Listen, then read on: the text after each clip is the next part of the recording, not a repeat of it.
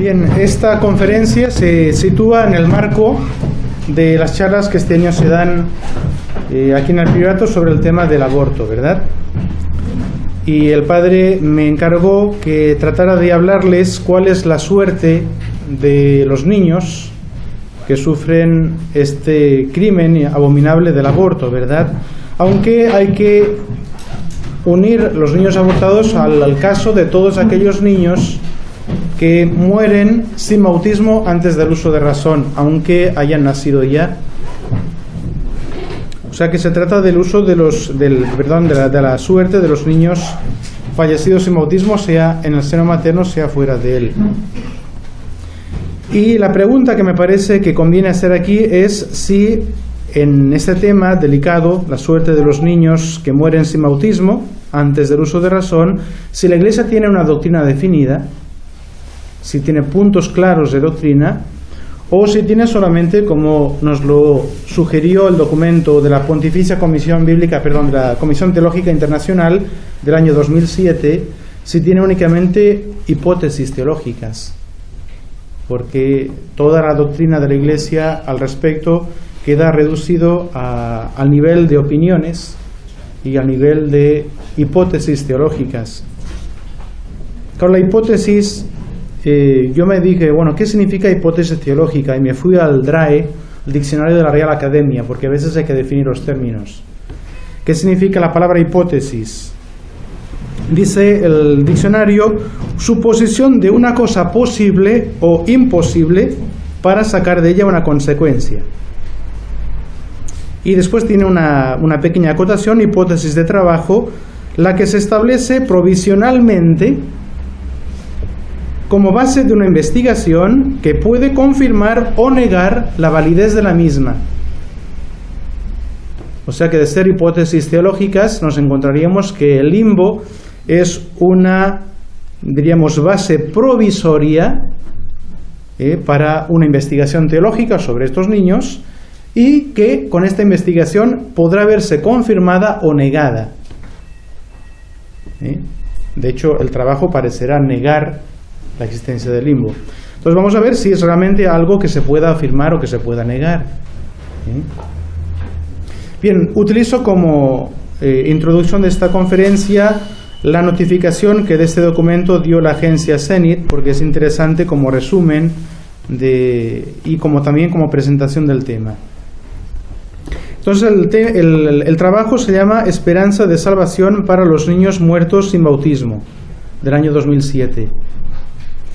Dice, un documento de 41 páginas, titulado Esperanza de Salvación para los niños muertos sin bautismo, redactado por la Comisión Teológica Internacional y aprobado por Benedicto XVI el 19 de enero, declara que los niños muertos sin bautismo están destinados al paraíso. Cosa que es falso, no lo declara, haciendo desaparecer así los limbos calificados de hipótesis teológica. Porque los limbos, designando el lugar donde los niños no bautizados vivirían por toda la eternidad sin gozar de la visión beatífica, son considerados por la Comisión Teológica del Papa como el reflejo de una visión demasiado restrictiva de la salvación. Ya van viendo los grandes temas de la nueva teología. Por ese mismo motivo, la Iglesia, única arca de salvación, es una visión muy restrictiva de la salvación. También las demás religiones tienen su papel por intención especial del Espíritu Santo en la obra de la salvación. O sea, todo hay que ampliarlo lo más que se pueda. Al contrario, afirma este documento, Dios es misericordioso y quiere que todos los hombres se salven. Este es el gran argumento del documento, esa voluntad salvífica universal de Dios. Dios quiere que todos los hombres se salven. Ahora bien, esa voluntad de Dios no puede ser ineficaz. Luego tiene que traducirse en la salvación del mayor número posible de almas, y entre ellas de aquellas que no han tenido ninguna posibilidad de recibir los socorros ordinarios y que tampoco han puesto ninguna resistencia a una gracia que al parecer Dios concede infaliblemente incluso a todo el mundo, ¿no? La Comisión Teológica Internacional comenzó a estudiar la cuestión de los limbos ya en 1994. Esta comisión estaba dirigida entonces por el cardenal José Ratzinger, que había expresado ya su opinión en 1984, diciendo que habría dejado él caer lo que nunca fue más que una hipótesis teológica. Pues pienso que el tema es ver si es una hipótesis teológica. Los documentos de la comisión no forman parte del magisterio. O sea, deo gracias, esto no es magisterio. Pero ayudan a la Santa Sede a reflexionar sobre cuestiones teológicas importantes sobre las cuales puede el Papa, si quiere, pronunciarse. El documento retoma y desarrolla lo que el Catecismo de la Iglesia Católica de 1992 declaraba en el número 1261. Y ahí se ve cómo han logrado hacer pasar en el Catecismo toda la doctrina modernista. En cuanto a los niños muertos sin bautismo, la Iglesia solo puede confiarlos a la misericordia divina, como hace en el rito de las exequias por ellos. Rito de exequias por niños. Hasta el Vaticano II nunca hubo. En efecto, la gran misericordia de Dios, que quiere que todos los hombres se salven, viene de nuevo el argumento, y la ternura de Jesús con los niños, que le hizo decir, dejad que los niños se acerquen a mí, no se lo impidáis, nos permiten confiar en que haya un camino de salvación para los niños que mueren sin bautismo. Esta afirmación hay que retenerla. O sea, el Catecismo diría, hemos de confiar, no dice que lo haya, pero hemos de confiar que haya un camino de salvación para los niños muertos sin bautismo. Aquí vamos a empezar a ver ya conflictos con el dogma. Por esto es aún más apremiante la llamada de la Iglesia a no impedir que los niños pequeños vengan a Cristo por el don del bautismo. Esta última conclusión no se entiende si se mira la última frase, hay que referirla a la palabra misma de nuestro Señor. No se le impidáis, luego no impidáis que vayan al bautismo. Pero total, si hay un camino de salvación fuera del bautismo, para quedárselo, ¿no? Los miembros de la Comisión Teológica Internacional, presidida hoy por el cardenal William Levada, hoy es 2007, prefecto de la Congregación para la Doctrina de la Fe, afirman: nuestra conclusión es que los numerosos factores que hemos tomado en consideración aportan fundamentos teológicos y litúrgicos serios para esperar que los niños no bautizados que mueren serán salvados y gozarán de la visión beatífica. Niños no bautizados que mueren sin el bautismo gozarán de la visión beatífica.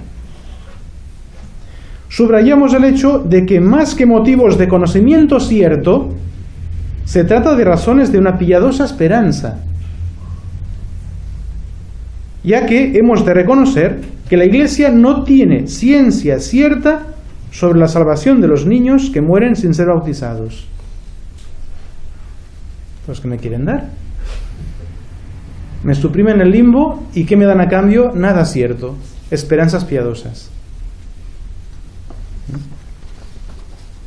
O sea, consideran al limbo, vamos a verlo, una hipótesis teológica, ¿y qué me dan a cambio? Otra hipótesis teológica.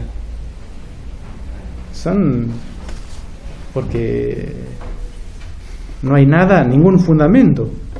Pues vamos a ver en dos partes en la conferencia. En primer lugar, vamos a ver si es realmente una hipótesis teológica la doctrina de la Iglesia sobre el limbo, y en segundo lugar vamos a ver si es verdadera teología o si es una teología ficción la tesis o la opinión o la hipótesis, no sé cómo llamarla, que quieren establecer los teólogos de la Comisión Teológica Internacional. Entonces empezamos por la doctrina católica. Bien, aquí hay que partir, diremos, de la gran enseñanza fundamental de nuestra fe, es que nuestro Señor, es que Dios crea al hombre, así como creó al ángel, crea al hombre para hacerlo partícipe de su vida divina.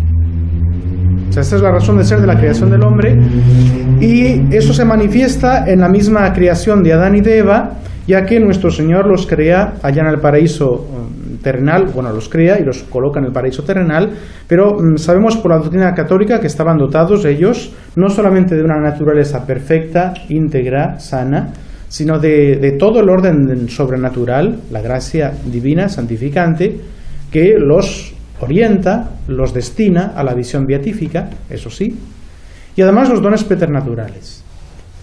Bien, o sea que eso es un dogma de fe que nadie puede negar, esa destinación del hombre a un fin sobrenatural, diríamos, no diré desde el momento de la creación, que eso la Iglesia no lo ha querido dirimir, pero sí, al menos han sido constituidos en el paraíso terrenal en estado de justicia original. Santo Tomás piensa que desde la creación. Bien, por el pecado original, segundo dogma, el hombre es puesto a prueba con su esposa, Eva, los dos caen, el pecado es el pecado de Adán, propiamente hablando, el pecado original, pero es un dogma de fe, también definido por el magisterio, que Adán incurre por este pecado en la desgracia de Dios, pierde la gracia santificante, la pierde para sí y para toda su descendencia. Y esto está definido claramente por Trento. Si alguno dijera que Adán perdió solamente para sí, pero no también para todos nosotros, la gracia santificante, que nos transmitió no solamente las penas, que no nos transmitió solamente las penas, pero no también el pecado, si alguien afirma eso, sea anatema. O sea que está definido claramente por Trento que Adán y Eva pierden la gracia, la pierden para nosotros, y que en esa pérdida nos transmiten no solamente las penas de verse privados de los dones preternaturales, sino el mismo pecado, que es un pecado propio de cada uno de nosotros, no personal, pero sí propio. Y en eso es innegable. Un tercer dogma que se empalma, fíjense que son dogmas que nadie puede negar, es que, dada la condición caída del hombre, al perder Adán y Eva la gracia santificante antes de tener el primer hijo, la primera descendencia, ya no hay nadie que quede con gracia en esta tierra. Nadie puede, diríamos, reparar. Si hubiera pecado Eva, todavía Adán con gracia podría suplicar por Eva a Dios nuestro Señor el perdón. Si hubieran quedado los hijos, podrían suplicar por los papás, pero es que al pecar Adán y Eva antes de tener descendencia, no queda nadie en el género humano que tenga la gracia. Ese pecado original que tiene Adán, eso es lo que él va a transmitir a sus hijos. Todos sus hijos van a nacer con pecado original. Esa existencia y esa universalidad del pecado original es un dogma de fe. Y es esa universalidad del pecado original lo que reclama y lo que mueve Dios a concedernos un Redentor. Ahí sale la persona de Cristo, prometido ya por Dios nuestro Señor, en el mismo paraíso a nuestros primeros padres, la promesa de un Redentor que nacerá de Madre Inmaculada y que entonces Él vendrá a reparar esa grave caída de Adán, de Eva y de todos sus hijos, de toda su descendencia.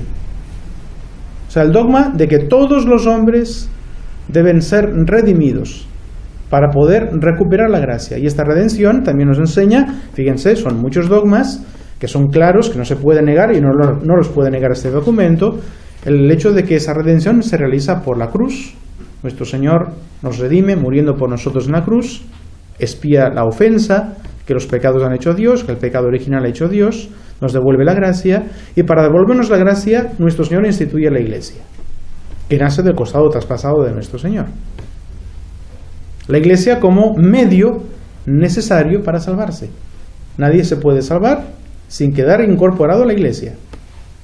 Y la Iglesia misma recibe medios de salvación, y estos medios van a ser, de manera principal, de manera predominante, los sacramentos. Y de entre los sacramentos hay uno, el bautismo, que va a tener la destinación particular de borrar el pecado original para devolver la gracia al alma.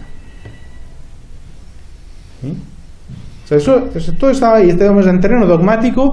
Ninguna de estas verdades se puede negar sin incurrir en herejía, porque todas estas verdades ha tenido que definir la Iglesia en el transcurso de los siglos para rechazar los diferentes errores que a estas verdades se oponían.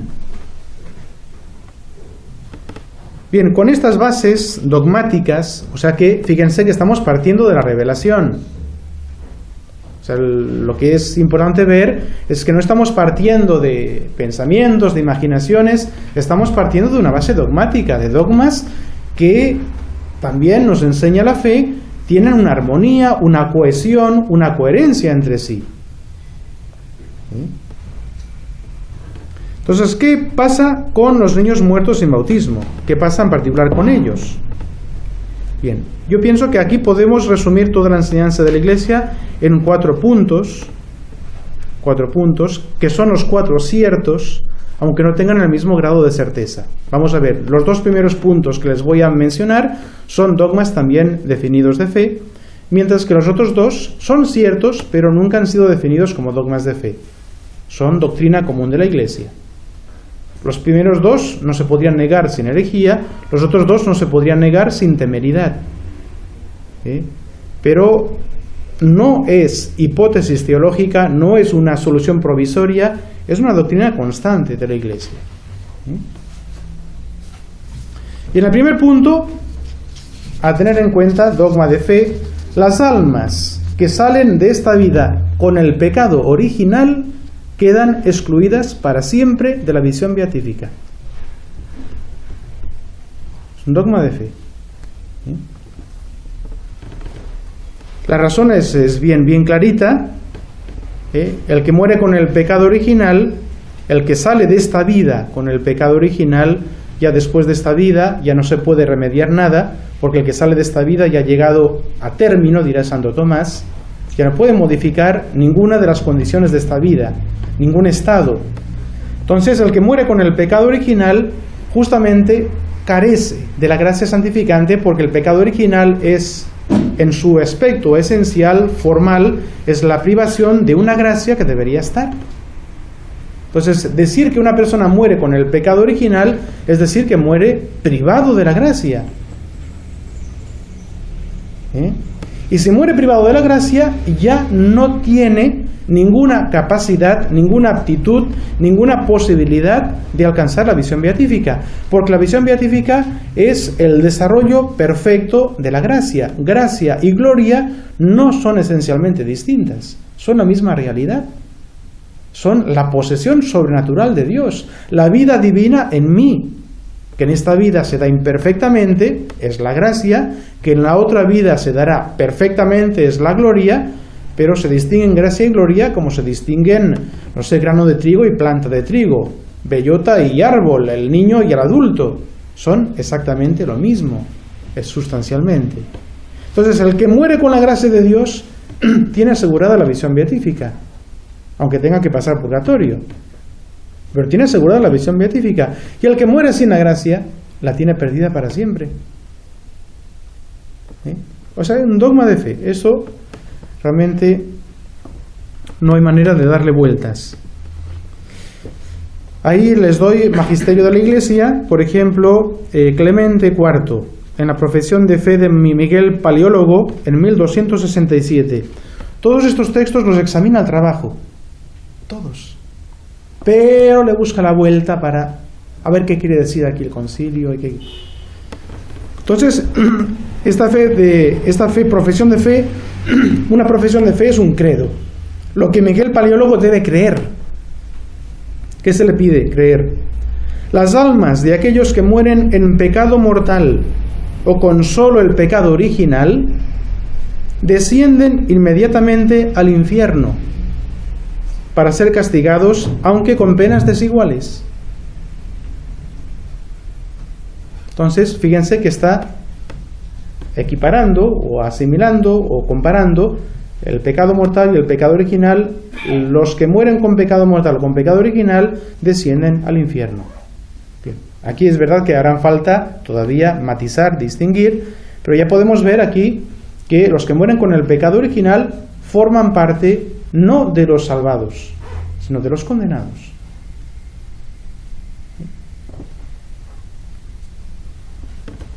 Lo mismo enseña un poco más tarde, en 1321, el Papa Juan XXII, es prácticamente el mismo texto, pero añadiendo que son castigados con penas desiguales y en lugares distintos. O sea, Juan XXII ya indica que la condición distinta del pecado, aunque haya algo común entre el pecado grave y el pecado original, y ese algo común, vamos a ver, es la pena de daño, sin embargo, hay una distinción esencial, y es que el pecado mortal es un pecado actual, cometido personalmente por el hombre que se ha condenado, mientras que el pecado original es un pecado, por decirlo así, heredado, verdadera culpa, pero en el cual no ha entrado la voluntad del que se ha visto con ese pecado. Entonces la justicia divina, vamos a ver, no castigará de la misma manera a uno y a otro. Entonces ahora les explicaré por qué diferentes lugares. Pero aquí ya lo dice Juan 22. Lo mismo el Concilio de Florencia en 1439, que prácticamente retoma las mismas palabras que el Segundo Concilio de León y Juan 22. ¿En qué consiste esta desigualdad de las penas? Lo indica Inocencio III en una decretal del año 1201. Dice lo siguiente: la pena del pecado original es la carencia de la visión de Dios. La pena del pecado original, es decir, la pena del pecado original es la privación de la visión beatífica. ¿Se dan cuenta? Y ahí tenemos esperanzas tenemos serias esperanzas de que los niños no bautizados que mueren serán salvados y gozarán de la visión beatífica. Claro, tienen que suponer que mueren sin bautismo y que algo hay que les hace recuperar la gracia, o que les hace adquirir la gracia, porque si no dicen eso, caen en herejía. La pena del pecado original es la carencia de la visión de Dios, y la pena del pecado actual es el tormento del infierno eterno. Es decir, aquí se da la distinción entre la pena de daño y la pena de sentido. Finalmente, para que vean también cómo esto era doctrina sostenida por los teólogos, en el Vaticano I, en una constitución dogmática sobre la fe la doctrina católica, habría figurado, que no se votó finalmente, pero estaba por proponerse un canon en el que se habría definido, diríamos, los que mueren con solo el pecado original son privados de la visión beatífica. O sea que este punto, diríamos, y lo dice también el Papa Juan XXII en el texto que les acabo de mencionar, pero no les acabo de citar en extenso, ahí dice: es enseñanza de la Iglesia. Es enseñanza de la Iglesia que el que muere con el pecado original queda definitivamente privado de la visión beatífica. O sea, el primer punto, dogmático, eso no se puede negar. Segundo punto dogmático. Entonces, ¿cómo borrar ese pecado original para que el alma no se vea excluida de la visión beatífica? ¿Cómo se borra el pecado original? Bien, ahí también es enseñanza dogmática de la Iglesia. El pecado original en los niños carentes de uso de razón solamente puede borrarse por el bautismo de agua como medio ordinario. Solo por el bautismo de agua. Y por el bautismo de sangre como medio extraordinario. Mientras que en los adultos puede borrarse por el bautismo de agua como medio ordinario, y de no poder recibir el de agua, el de sangre como los niños, y el de deseo, que no pueden tener los niños por carecer del uso de razón. Interesante esta enseñanza de la Iglesia.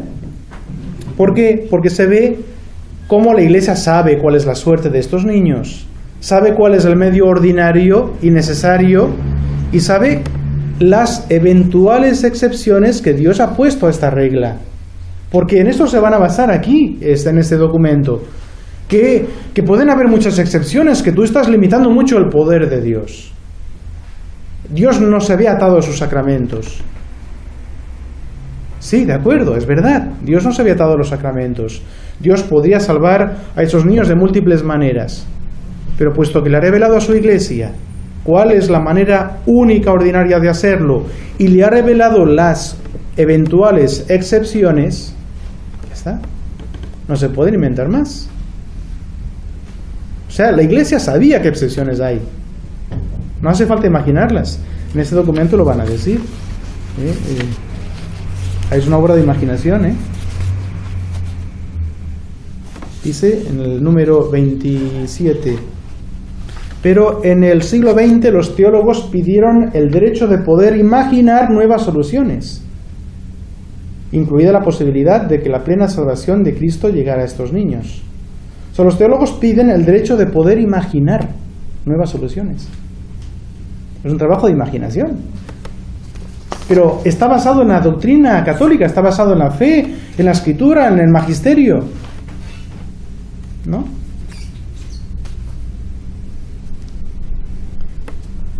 Bien, que el único medio ordinario para salvarse los niños carentes de uso de razón sea el bautismo de agua, lo dice el mismo Señor, el mismo Salvador. El que no renaciere del agua y del Espíritu Santo no puede entrar en el reino de los cielos. Contra esta afirmación clara de nuestro Señor, ¿qué medio te vas a inventar? ¿Qué medio te vas a imaginar? O sea, ¿nuestro Señor podría salvarlos de otras maneras? Sí. Pero puesto que Él mismo te dijo que no lo va a hacer, que el único medio que deja es el bautismo de agua, ¿se dan cuenta?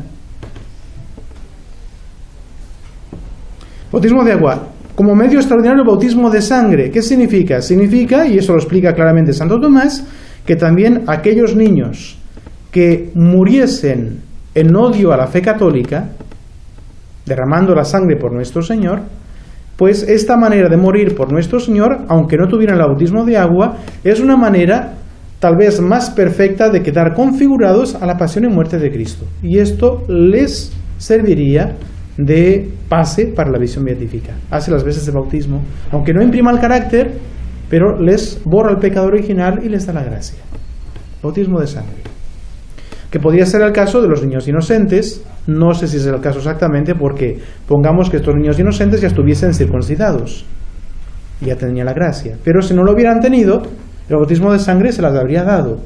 El caso que alguna vez se ha dado, me parece que está en el martirologio, de esos niños de cristianas, estas cristianas que están embarazadas, que están esperando bebé, y por odio a la fe católica muere la mamá y muere el niño. La mamá no lo pudo bautizar, pero es que ese niño muere por odio a la fe. Ese niño se salva. Y la Iglesia lo sabe. En Pakistán, que ahora hay una persecución terrible contra los católicos, y esta famosa... Imagínense que esta mujer ¿cómo se llama? Sí, exactamente. Imagínense un caso así. Imagínense que esta mujer, que sea una cristiana y que por odio a la religión cristiana la matan a ella y matan al bebé. No es el caso de una mujer embarazada, pero imaginemos una cristiana que en situaciones parecidas muere ella y muere el bebé. Le pega una puñalada al bebé porque es un cristiano asqueroso. Ese niño se salva. Ha muerto por odio a la fe. Es lo que se llama el bautismo de sangre. En los adultos, además de estos dos medios, el ordinario del bautismo de agua, el extraordinario del bautismo de sangre, queda también el bautismo de deseo. Porque el adulto ya puede hacer un acto ya puede ejercitar su inteligencia y su voluntad, ya puede responder a las gracias con que Dios ilumina su inteligencia. Por ejemplo, cuando aprende la doctrina católica, mientras es catecúmeno, ya puede abrir su inteligencia a la luz de la fe y puede ya, si es fiel a las gracias de Dios, corresponder a esa iluminación con un acto de arrepentimiento de sus pecados y un acto de amor perfecto a Dios. Es capaz de hacer estos actos. Si ese catecúmeno, esperando con deseo el día de su bautismo, llegara a morir antes de poder recibirlo efectivamente, si ha tenido un verdadero acto de contrición, ha tenido la gracia santificante, muere con la gracia santificante, el bautismo de deseo.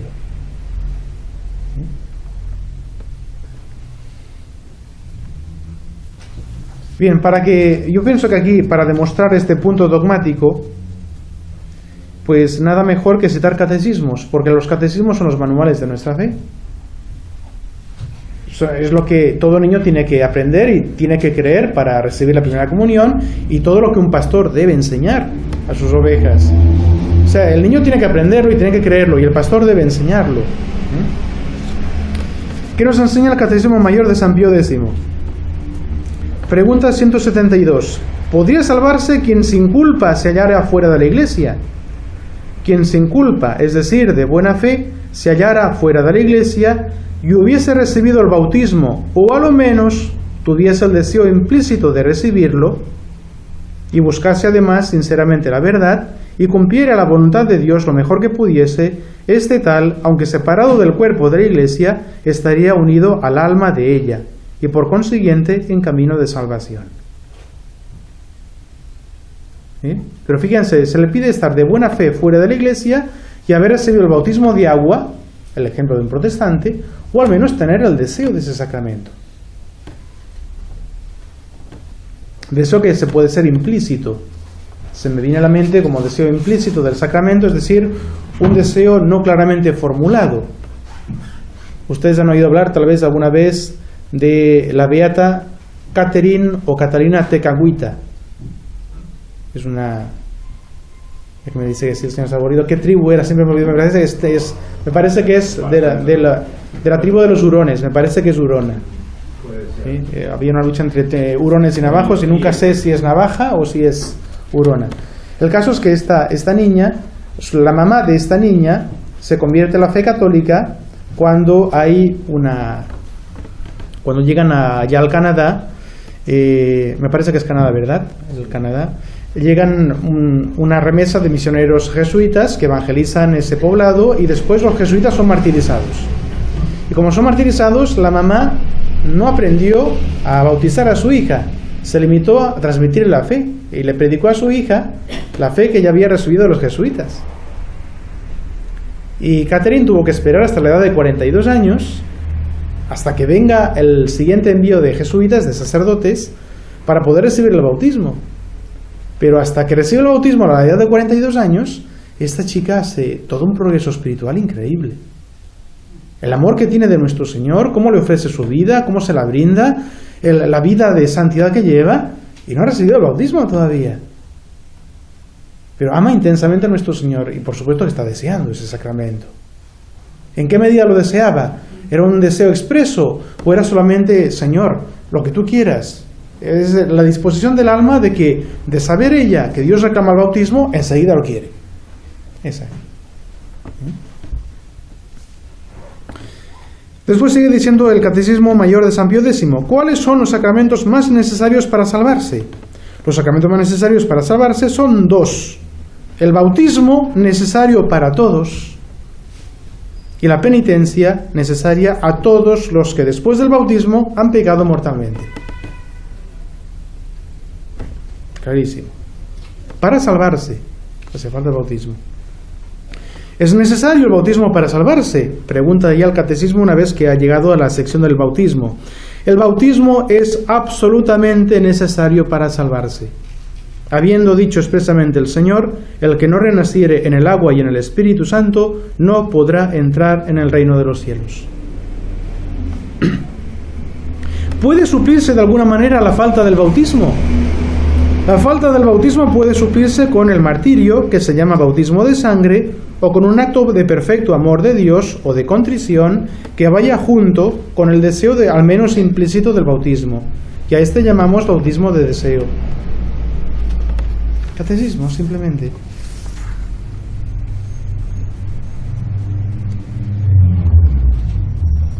O sea que, fíjense que aquí los niños, no siendo capaces del bautismo de deseo, solamente les queda como manera de salvarse el bautismo de agua, que le tienen que asegurar los padres, que le tiene que asegurar de manera más general la sociedad cristiana. ¿Sí? O sea que vamos a ver ahí que también Dios no ha dejado tan desprovisto a los niños, aunque es para nosotros un profundo misterio, es verdad. O el bautismo de sangre para aquellos que son asesinados en odio a la fe. Sigue diciendo el Catecismo de San Pío X, ¿por qué tanta prisa en bautizar a los niños? ¿Por qué ese quam primum? Cuanto antes.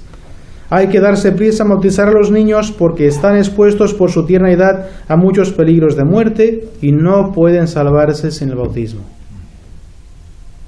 Fíjese cómo lo enseña de manera machacona el Catecismo. Pecarán pues los padres y las madres que por negligencia dejen morir a sus hijos sin bautismo o lo dilaten. Sí, Señor, los padres y madres que por negligencia dejan morir a sus hijos sin bautismo pecan gravemente, porque los privan de la vida eterna. Y pecan también gravemente dilatando mucho el bautismo, porque los exponen al peligro de morir sin haberlo recibido.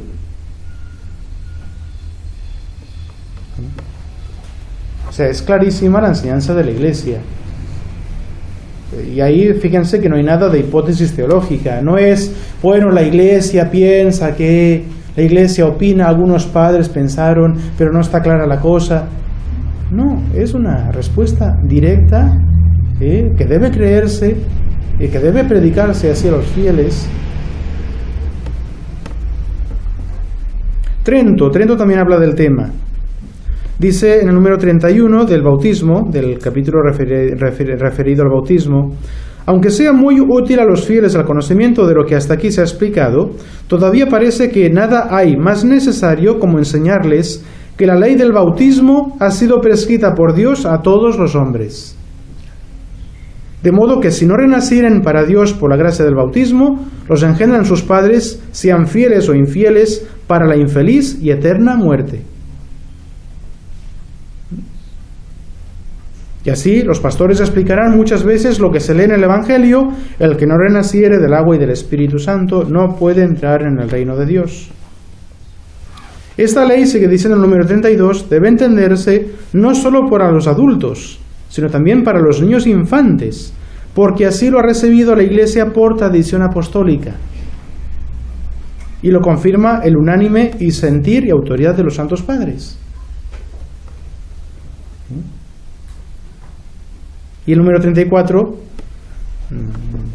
acaba de remachar el clavo: se ha de exhortar encarecidamente a los fieles que cuiden de llevar sus hijos a la Iglesia para que sean bautizados solemnemente, luego que puedan sin peligro, porque como los niños, si no son bautizados, no tienen otro medio para conseguir la salvación, es fácil conocer de cuán grave culpa se hacen reos aquellos que los dejan carecer de la gracia del sacramento por más tiempo del que pide la necesidad, mayormente cuando por su tierna edad están expuestos a innumerables peligros de la vida.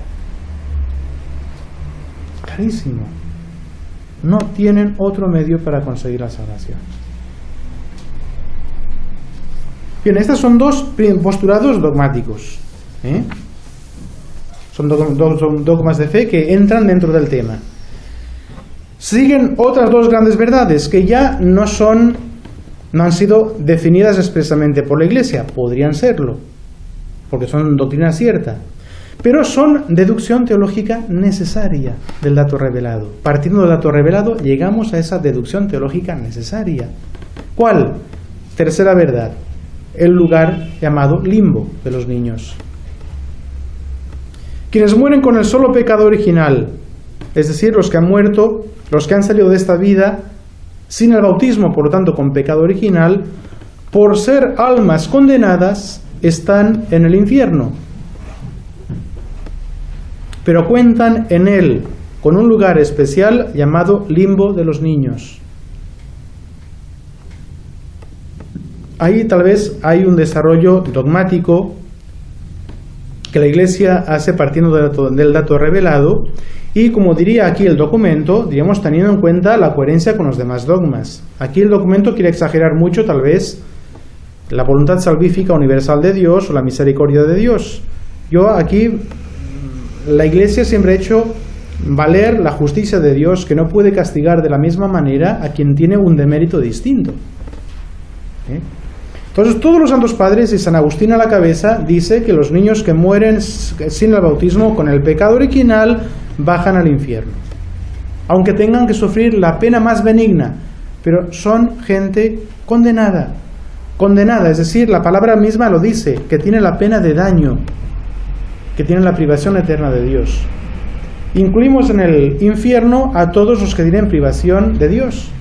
Esos son los infiernos, las moradas que contienen las almas que se ven privadas de Dios. Ese es el elemento que, diríamos, que unifica, por decirlo así, todas las moradas del infierno, que hace que todas ellas sean infierno. En este infierno, o en estos infiernos, vamos a distinguir varias moradas. ¿Y cómo se distingue? Según la condición del pecado, que es lo que enseña también de manera muy clara Santo Tomás de Aquino.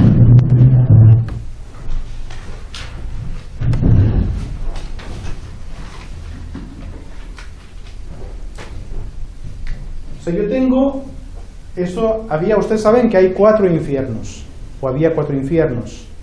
3 lo son realmente, uno Lo es de manera accidental, dirá Santo Tomás. Porque el pecado impide que estas personas vean a Dios.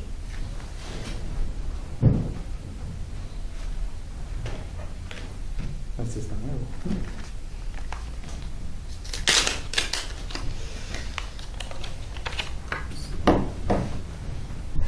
Entonces, yo en el infierno tengo almas con gracia.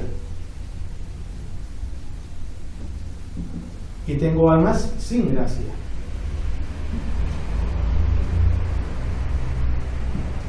Almas con gracia podría haber en el infierno de dos categorías, dos condiciones, y sin gracia también de dos condiciones.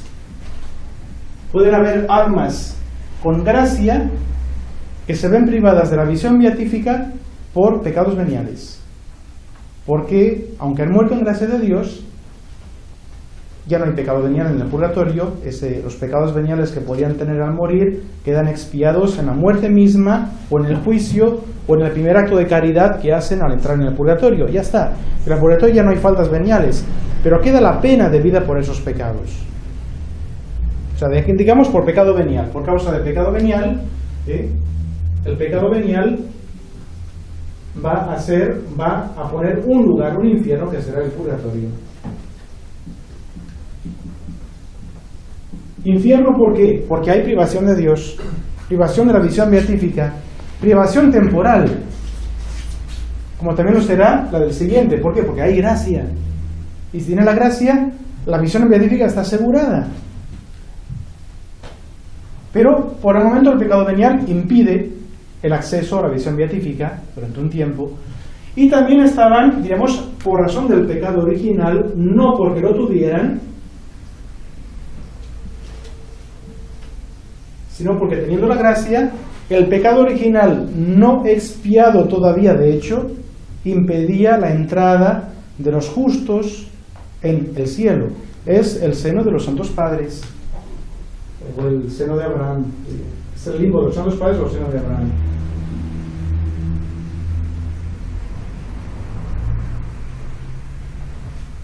Santo Tomás dará la acotación de que el seno de Abraham es cielo. No es infierno de manera accidental. ¿Por qué? Porque conllevaba en ese momento la privación temporal de la visión beatífica. ¿Pero por qué es cielo? Porque las almas que están en el seno de Abraham tienen la gracia santificante, ya han expiado todo lo que tenían que expiar y únicamente están esperando que venga nuestro Señor. Pero son almas que ya no sufren nada, salvo la privación momentánea de la visión beatífica. No hay ninguna pena de sentido. Si un justo en el Antiguo Testamento moría con pena que pagar, iba primero al purgatorio. Y del purgatorio pasaba al seno de Abraham. Pero el seno de Abraham, uno dice comúnmente, sí, el seno de Abraham fue suprimido. Fue suprimido como infierno, en lo que tenía de privación de Dios, pero el seno de Abraham es el cielo. Coincide con el, sustancialmente es el cielo. Y después las almas que están sin gracia pueden estarlo por el pecado mortal, que es un pecado actual, y es el infierno de los condenados, o el infierno propiamente dicho,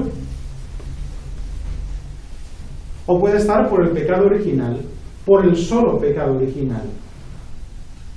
Porque si hay pecado original y pecado mortal, ya se va al infierno. Pero el solo pecado original, ahí es el limbo. Limbo de los niños. O sea que fíjense que esta distinción viene por el mismo estado de las almas, que no pueden ser tratadas por Dios de la misma manera, porque es muy diferente su condición. Una cosa es tener un pecado mortal por el cual yo mismo voluntariamente me aparté del último fin, ofendí a Dios, y eso debe ser castigado con el apartamiento de Dios, la privación beatífica, la privación de la visión beatífica, y tiene que ser castigado con la pena del sentido, porque el que ha pecado con pecado mortal se apartó de Dios y se aferró desordenadamente a la criatura. Los dos elementos del pecado tienen que ser reparados. Te apartaste de Dios, te verás privado para siempre de Él. te aferraste a la criatura desordenadamente, la misma criatura te causará una pena, un dolor, un tormento. Pena de daño y pena de sentido. Los niños que han muerto con el solo pecado original se ven privados de la visión beatífica porque han recibido una naturaleza sin la gracia. Pero de parte de ellos no ha podido haber ningún movimiento contra Dios, ningún apartamiento personal de Dios. No ha habido ni siquiera ningún aferrarse a la criatura. Luego, solamente pueden ser castigados en la parte de pecado que tienen. Su pecado consiste en carecer de la gracia. Bueno, pues carecerán de la visión beatífica. Pero puesto que nunca ofendieron a Dios aferrándose a las criaturas, la justicia de Dios no los va a castigar con tormento corporal que venga de las criaturas. Van a tener la pena de daño, pero no van a carecer de toda pena de sentido. Y fíjese que este lugar, aunque no esté en la Sagrada Escritura, es verdad que no está en la Sagrada Escritura, pero ahí también, claro, es que no se apoya en ningún lugar de la Escritura. Pero todo el documento te da la impresión de ser un texto escrito por protestantes. De acuerdo que no está en la Escritura, pero ¿acaso en la Escritura está todo? ¿Y la tradición qué dice? Ah, no, pero es que la palabra limbo es muy posterior. Poco importa en qué momento es acuñada la palabra limbo. La realidad ya era enseñada. De que había un lugar del infierno donde iban a parar los que morían en pecado original y sin embargo con penas distintas que los condenados se veían privados para siempre de Dios. Entonces ahí es una deducción teológica necesaria. No es un dogma de fe, no lo ha definido la Iglesia, pero es una doctrina común de la Iglesia y es una conclusión teológica cierta. No es una hipótesis, no es una conjetura, no es una especie, como habíamos dicho ahí, de base provisional que pueda enmendarse, que pueda... No. La misma coherencia de los dogmas, la misma justicia de Dios reclama que esos niños que no pueden entrar en el cielo porque no tienen la gracia, porque han muerto sin bautismo, y esto nos lo dice la revelación, esos niños tampoco Dios no los va a castigar, su justicia no los va a castigar, con una pena que se debe solamente a los que se han apartado de Dios, aferrándose desordenadamente a las criaturas. La justicia de Dios. Bueno, entonces, a ese lugar que es infierno, pero no es el de los condenados, y que tampoco es el cielo, porque no puede ser el cielo, pues démosle un nombre, el limbo de los niños.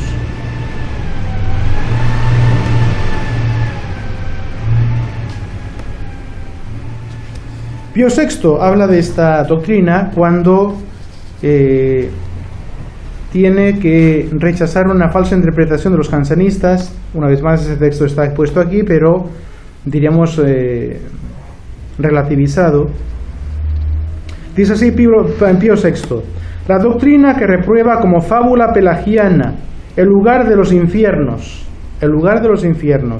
al que corrientemente designan los fieles con el nombre de limbo de los párvulos, en que las almas de los que mueren con sola la culpa original son castigadas con pena de daño sin la pena de fuego, como si los que suprimen en él la pena del fuego por este mero hecho introdujeran en aquel lugar y estado carente de culpa y de pena como intermedio entre el reino de Dios y la condenación eterna que imaginarán los pelagianos. Bien, esa doctrina que condena el limbo como si fuera ese lugar intermediario de los pelagianos donde no hay culpa y no hay pena. Aquí vemos que hay culpa y hay pena, a la pena de daño, pero no está la pena de sentido. Bien, esa sentencia es falsa, temeraria, injuriosa contra las escuelas católicas. O sea que es correcto decir que existe el limbo, y es doctrina de las escuelas católicas. Y Pío VI sale a su defensa. Bien, entonces, existencia de ese lugar. Él es el lugar de los infiernos llamado limbo de los párvulos. Y la cuarta deducción, cuarta verdad, que es también deducción teológica, pero también cierta, es que los niños que mueren con el solo pecado original, niños o amentes perpetuos que mueren solamente con el pecado original, no sufren en la otra vida la pena de sentido.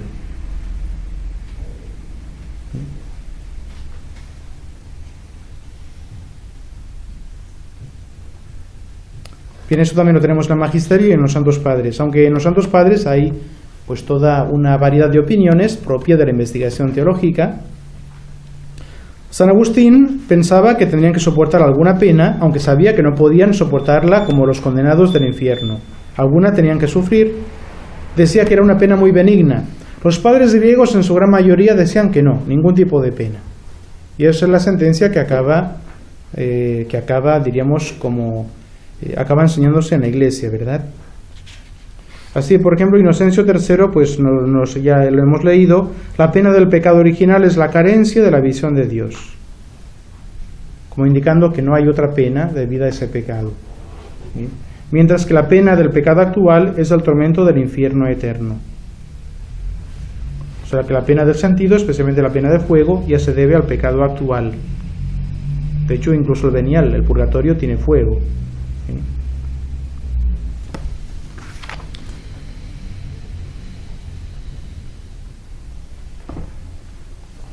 Bien, tan mitigada es esta pena, o tan inexistente es la pena de sentido, hay únicamente la pena de daño, que Santo Tomás incluso llega a decir en 2 artículos que los niños del limbo ni siquiera sienten tristeza de carecer de la visión beatífica. O sea que se cree comúnmente entre los teólogos que se dará entre estos niños una felicidad natural, pues tan perfecta como lo podemos imaginar en esta vida. Aunque hay culpa, no es un estado de naturaleza pura, porque hay culpa, hay pecado, que los priva de la visión beatífica.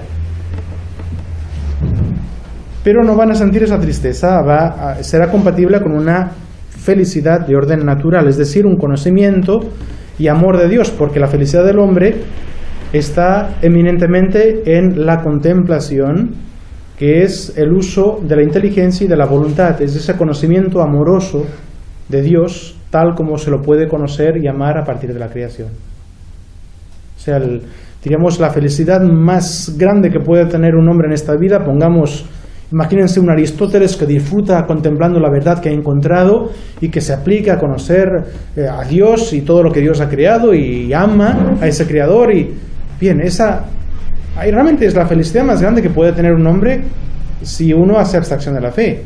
Bien, esa es la felicidad que tendrán los niños del limbo.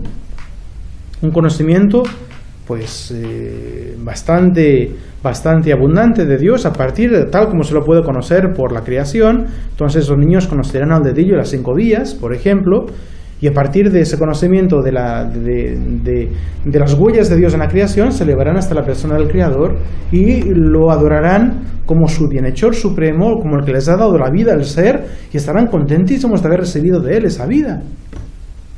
San Tomás dice que para esos niños más vale existir que no existir del todo. Para ellos más les vale haber nacido.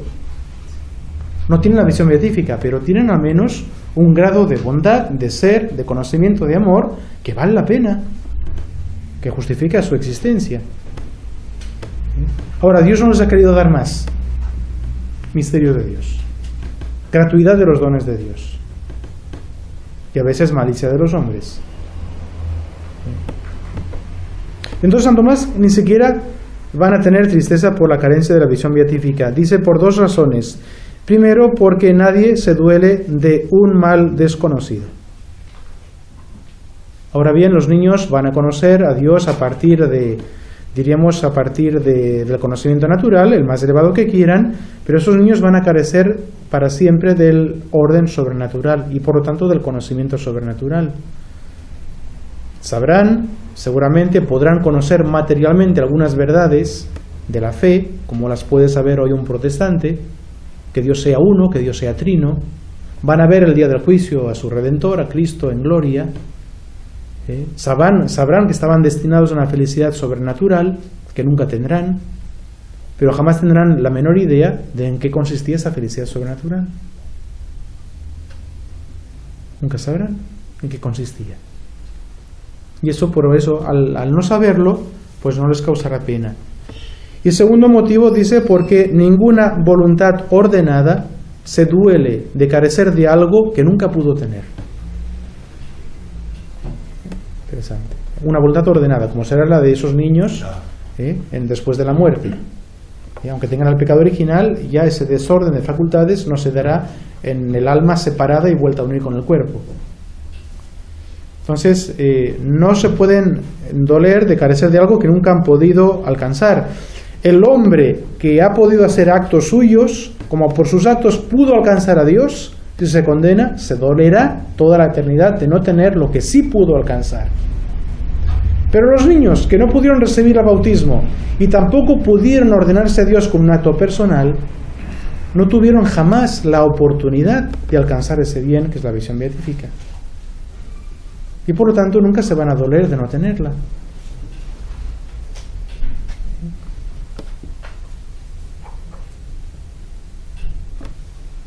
Bien, hasta aquí sería un poquito entonces la doctrina de la Iglesia, la hipótesis teológica sobre el limbo. Fíjense que de hipótesis tiene muy poco y tiene muchísimo de certezas, doctrina, enseñanza constante de la Iglesia.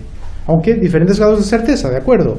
Hay 2 puntos que no son solamente doctrina común y hay 2 puntos que son dogmas definidos. Veamos ahora el rechazo del limbo, brevemente, ¿no? Rechazo del limbo, si es hipótesis teológica, al menos, si llega a tanto como la doctrina católica, o es realmente una teología ficción. Bien, empiezan diciéndonos en este documento que sin llegar a ninguna conclusión cierta, la Iglesia no tiene conocimiento cierto de lo que pasa con esos niños. Hay, sin embargo, esperanza de que por medios para nosotros desconocidos, Dios les brinda la salvación eterna y la visión beatífica. Eso se nos dice en el documento. Entonces no hay certeza, pero sí que hay esperanza, piadosa esperanza, de que Dios obra así. ¿Por qué motivos? Varios cita el documento, pero resalto algunos. Primero, la voluntad salvífica universal de Dios. Dios quiere que todos los hombres se salven. Es una frase de San Pablo en la primera epístola a Timoteo. Dios quiere que todos los hombres se salven, luego si Dios lo quiere, ¿quién se puede oponer a la voluntad de Dios? Segundo, en el principio, lex orandi, lex credendi. Son bastante pillos. Porque si yo sigo lex orandi, lex credendi, tengo que decir, bueno, lex orandi, lex credendi, de acuerdo. La Iglesia nunca ha rezado por los niños muertos en bautismo. La Iglesia ni siquiera les permite sepultura en el Camposanto, porque no forman parte de la Iglesia. O sea, no tienen oraciones, no tienen sepelio, no tienen misa de entierro, no tienen ni siquiera funerales o exequias en el Camposanto, nada. Luego, la Iglesia no reza por ellos. Luego, ¿por qué no reza? Porque no hay nada que hacer, porque se han condenado. Lo que pasa, ellos, después de Vaticano II, han introducido una plegaria, unas exequias por los niños muertos en bautismo. Han introducido una misa de funerales por los niños muertos en bautismo. Y entonces dicen lex orandi, lex credendi. La Iglesia no rezaría si no hubiese, digamos, por los que se han condenado, la Iglesia no reza. La Iglesia reza por ellos, luego señales que se salven. Son pillos. Otra razón, el primado que Cristo y su gracia tienen sobre Adán y su pecado. Vamos a examinar esa frase. O sea, la gracia de Cristo es mucho más poderosa que el pecado de Adán. Si el pecado de Adán llega a todos los hombres, la gracia de Cristo ni te cuento. Porque te viene a decir eso. Y después también la solidaridad que todo hombre tiene con Cristo. Y ahí citan 2 veces en el documento: por su encarnación, el Hijo de Dios se ha unido en cierto modo con todo hombre.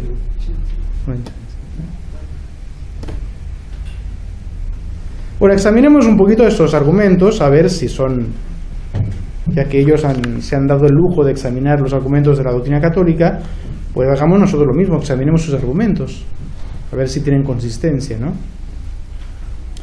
Bien, voluntad salvífica universal de Dios. A ver qué pasa con esta voluntad salvífica universal. Bien, San Pablo dice: Dios nuestro Salvador quiere que todos los hombres se salven y lleguen al conocimiento pleno de la verdad. Bien, entonces, esta voluntad salvífica, dice el documento, no puede ser una voluntad ineficaz. Por lo tanto, si Dios quiere que se salven, tiene que darle los medios para salvarse. Y aquellos niños que no han podido de ninguna manera ordenarse por sí mismos a Dios, pues tienen que contar, si no han podido recibir el bautismo, tienen que contar con otros medios que la providencia de Dios se reserva, que tiene Dios en su manga, como quieran, para alcanzar la gracia de Dios y salvarse. No van a decir que se salvan con el pecado original. No, son medios fuera del bautismo con que consiguen la gracia de Dios y así pueden llegar a la visión beatífica.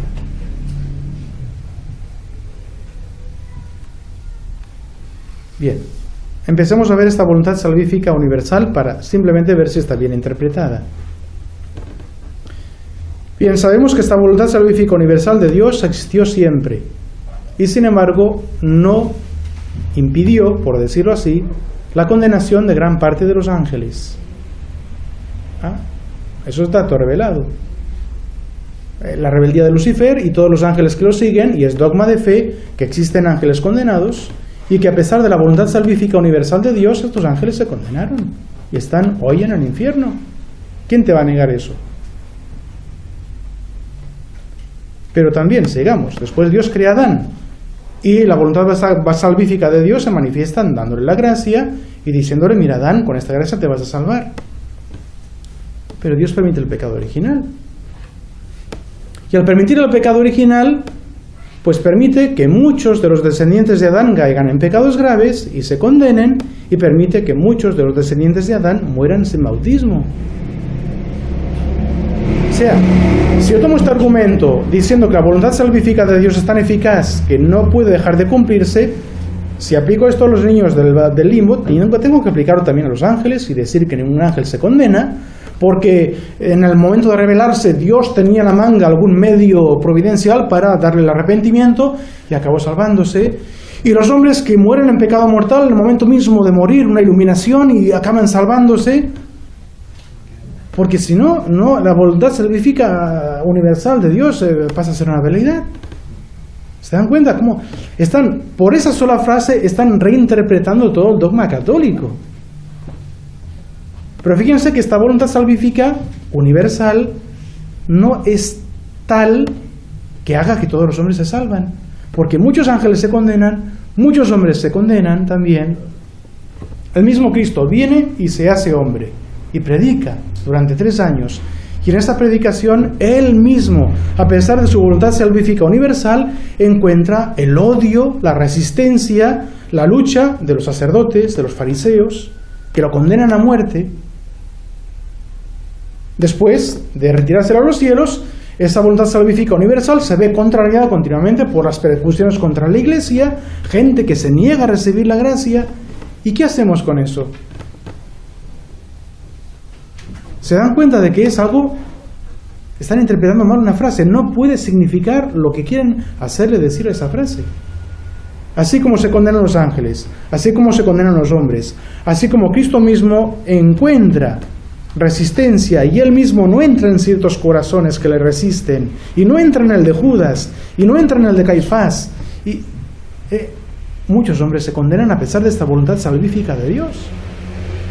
Y si es así, ¿qué problema de que algunos niños, o muchos niños, porque juegan un poquito con el tema de las cifras, de las estadísticas, pero qué problema hay que niños que se habrían salvado de ser fiel el hombre se condenen por haber sido infiel el hombre?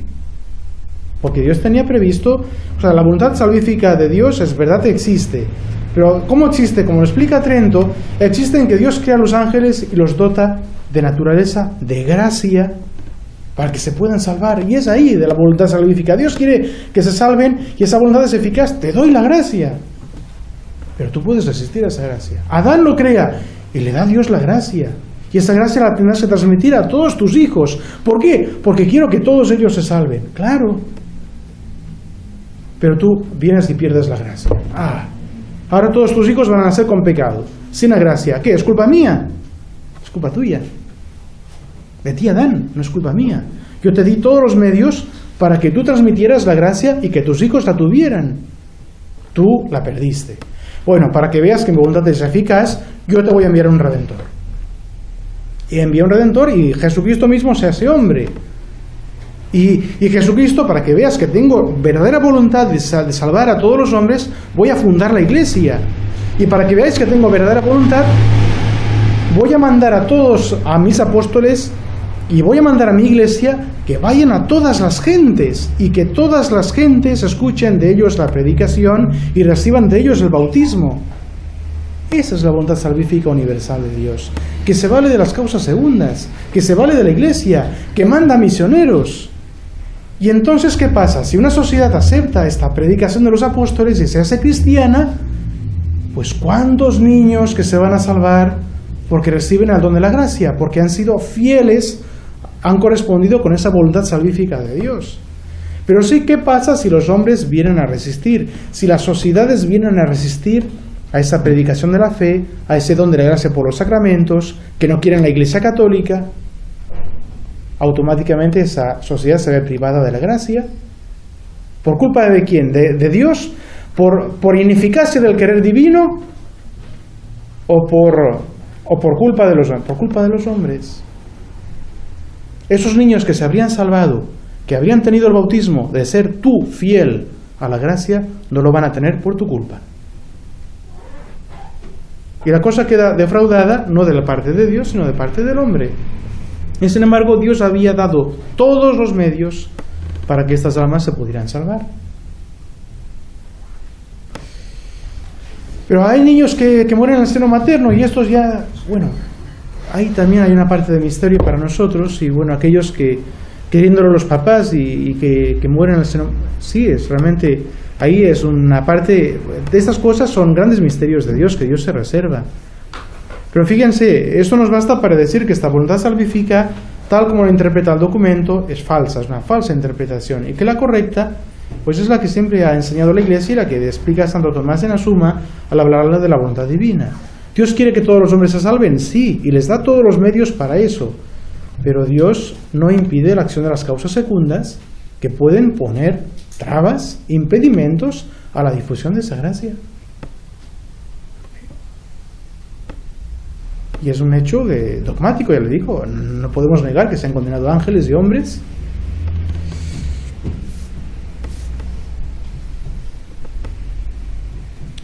Bien, el principio lex orandi lex credendi ya les dije que no sirve porque eso lo hacen ellos.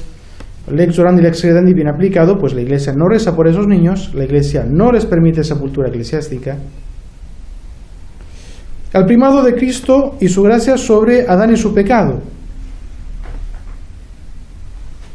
Claro, la gracia de Cristo es mucho más fuerte que el pecado de Adán, lo dice San Pablo, donde abundó el pecado, sobreabundó la gracia. Pero hace falta una condición, que es también la que explica claramente el Magisterio y Santo Tomás como portavoz del Magisterio. Claro, el pecado de Adán, ¿por qué llega a todos los hombres? Porque todos venimos de Adán. ¿Y por qué la gracia de Cristo, aunque sea más poderosa, no llega a todos los hombres? Porque no todos venimos de Cristo. Solamente vienen de Cristo, solamente nacen de Cristo los que han sido regenerados por el bautismo. Es que cada uno en su orden. El pecado original llega a todos los que vienen de Adán, que son todos. Y la gracia de Cristo llega a todos los que vienen de Cristo, que no son todos. Eso sí, es más poderosa, por supuesto, porque la gracia de Cristo borró no solamente el pecado de Adán, sino todos los pecados de la humanidad. O sea, borró cuanto pecado pudo haber, y no uno solo. Y en eso se muestra ese poder enorme, infinito de la gracia de nuestro Señor. Pero esa gracia no llega a todos. Fíjese cómo son sofismas, ¿verdad? Medios desconocidos, a que alude el Catecismo, examina algunos de ellos. Bien, o sea, no pueden haber medios desconocidos de orden universal. Eso, o sea, nadie puede negar que Dios también haga alguna excepción, que alguna vez Dios salve a un niñito que no puede nacer o que no puede recibir el bautismo por el pedido de los papás. Nadie podrá negar que Dios lo haga a modo de excepción, porque es verdad que Dios no se ve atado a sus sacramentos, y consta en las vidas de algunos santos el que Dios haya hecho eso alguna vez, promesas divinas. San Juan Eudes trae el caso de una mujer que, volviendo de la isla de San Michel, estaba subiendo la marea y queda atrapada en las aguas a punto de dar a luz, y ella no puede retirarse con el bebé, y entonces le pide a Dios: Señor. Entonces ahí recibe, Dios le salva al niño y le permite, por milagro, le permite dar a luz en lugar seguro, y recibe esa revelación de que todos los que acuden con esa confianza a la Virgen, entonces, si no pueden recibir el bautismo, Dios les dará la gracia de la salvación. A modo de una excepción que cita como piadosa creencia a San Juan Eudes. Bueno, que Dios lo pueda hacer alguna vez, nadie lo puede negar. Lo que yo no puedo hacer es poner un medio desconocido universal, porque un medio desconocido universal iría contra lo que dice el mismo Cristo: el que no renace del agua y del Espíritu Santo no puede entrar en el reino de los cielos. El mismo Cristo te ha dicho: no hay ese remedio universal. Y entonces ya, si nos limitamos a remedios particulares, ya no nos interesa estudiar remedios particulares o hipótesis particulares, imaginaciones particulares, porque siempre serán excepciones, y como son excepciones, nunca van a suprimir la gran mayoría de los que van a un lugar llamado limbo. Si son excepciones y son casos particulares, ya no me puede suprimir el lugar del limbo, porque siempre habrá alguien que va ahí. Para suprimirlo tienes que decir que esa excepción es universal. Y si es universal, discúlpeme, pero ya no es excepción. Ya es norma, ya es ley.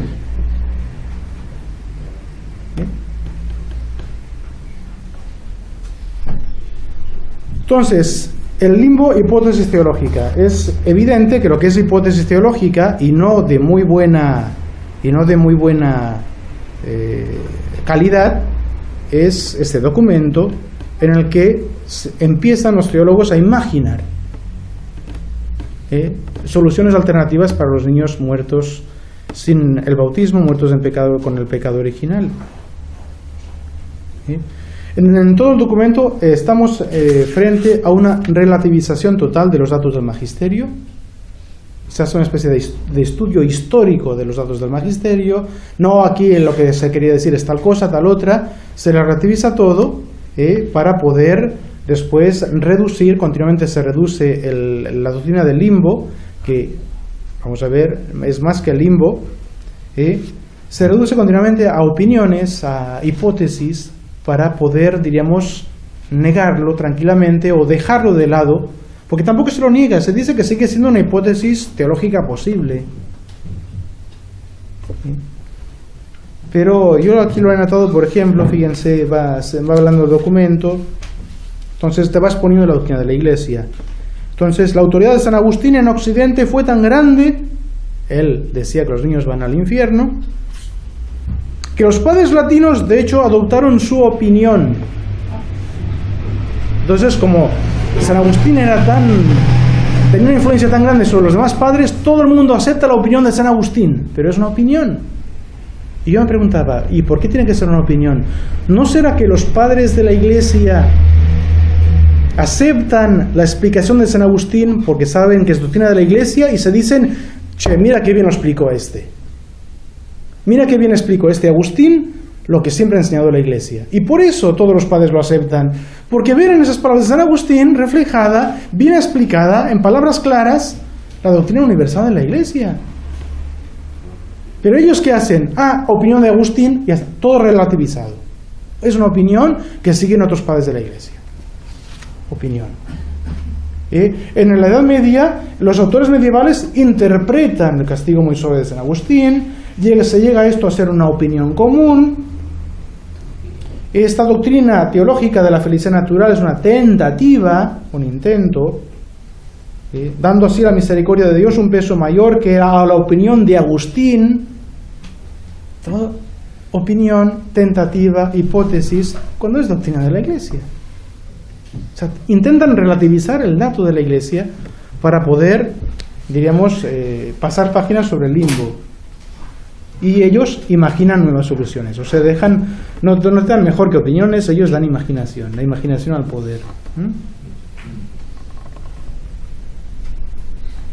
Bien, conclusión. Entonces, algunas consecuencias dogmáticas considerables que tendría la negación del limbo. Este documento no llega a negarlo, parece, y la publicación de este documento, como les leí al principio, pues como que los niños van directamente al cielo, pero es que ni siquiera se atreve a negar el limbo, ni siquiera. Pero si lo hiciera, tiene algunas consecuencias considerables desde el punto de vista dogmático y desde el punto de vista pastoral, algunas de ellas. Primero, la abolición del limbo, por el nexo que tiene ese lugar con los presupuestos dogmáticos del cual lo hemos hecho derivar, introduciría la duda sobre la necesidad absoluta del bautismo, que es un dogma de fe. Introduciría una duda, que esto afecta más a la pastoral, sobre la urgencia de bautizar a los niños. Total, no hace falta ir tan rápido, porque si muere sin bautismo, Dios tiene en la manga un montón de medios, ¿no? No hay otro remedio, y por eso, como no hay otro remedio, por eso la Iglesia manda que cuanto antes el niño sea bautizado. En segundo lugar, esta negativa del limbo sería atreverse a negar las palabras de nuestro Señor, que afirma Él, siendo Dios y siendo el instituidor de la gracia y de los sacramentos, que el que no reciba el bautismo de agua no puede entrar en el reino de los cielos. El mismo que podría ser la excepción te dice que no la hace. O si la hace, la Iglesia ya conoció cuáles son, ya lo hemos visto: bautismo de deseo, bautismo de sangre. ¿Está? Minimiza la gravedad del aborto. Esta doctrina o esta explicación o esta negación del limbo, diríamos. Crimen espantoso no solamente por ser el homicidio de un ser inocente e indefenso, sino lo que es mucho más grave, por privar a ese niño de la visión beatífica, que es lo que deben procurar incluso los médicos cuando hay el caso de un niño que no puede nacer normalmente. Hay que asegurar el bautismo, y eso antes lo sabía cualquier médico, lo sabía cualquier enfermera y cualquier partera. Tenían que saber bautizar. Y finalmente relativiza esta negación del limbo en aras de una voluntad salvífica universal de Dios todos los medios que nuestro Señor dejó para nuestra salvación. Relativiza a la Iglesia como única arca de salvación, porque así como el limbo sería una visión restrictiva de la salvación, también es visión restrictiva de la salvación la exclusividad de la Iglesia católica. Fuera de la Iglesia no hay salvación. Es una visión muy restrictiva. Claro. El bautismo como único medio para aplicar a los niños la gracia de Cristo. Entonces, claro, al tener ya otras opciones, otros panoramas, uno descuida los que Cristo nos dejó. Si yo puedo salvarme en cualquier religión, descuido la Iglesia católica. Si yo tengo otros remedios para, o imagino, o tengo la piadosa esperanza de que mi hijo tendrá otros remedios, entonces ya no será tan urgente usar del único que Cristo me dejó.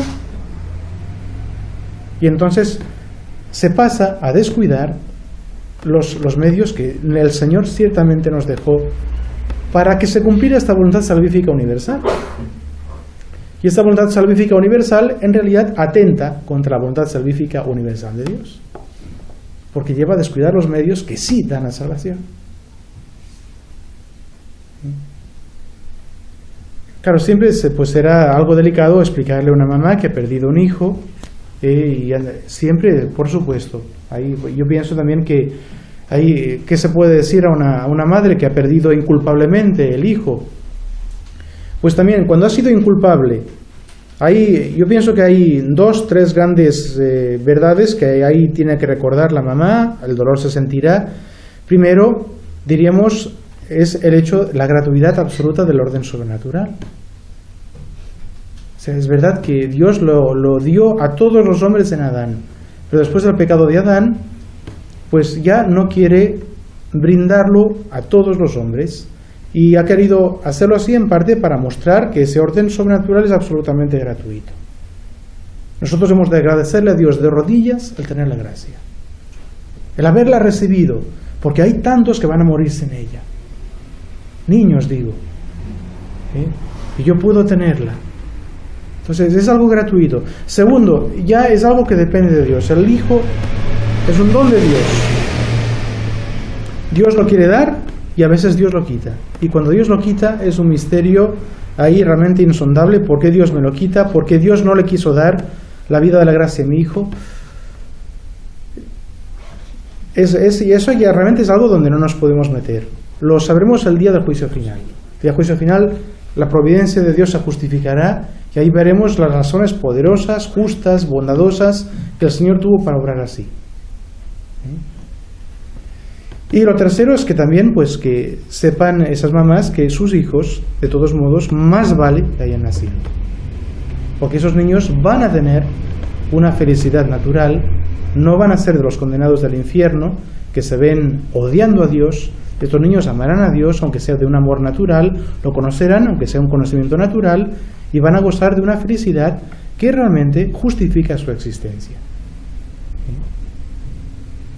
De hecho, pues ahí van a ser una pléyade, porque la cantidad de abortos que hay hoy en día y la cantidad también de niños asesinados y de niños que mueren a veces pues inculpablemente en el seno materno, pues son muchos. Si uno piensa también en el Antiguo Testamento y en los países que no son católicos, ¿cuántos niños por mortandad infantil mueren sin bautismo? ¿Verdad que son cantidades muy grandes de niños? A los cuales más les vale existir así, que no haber existido de ninguna manera. Bueno, hasta aquí llegaría la charla.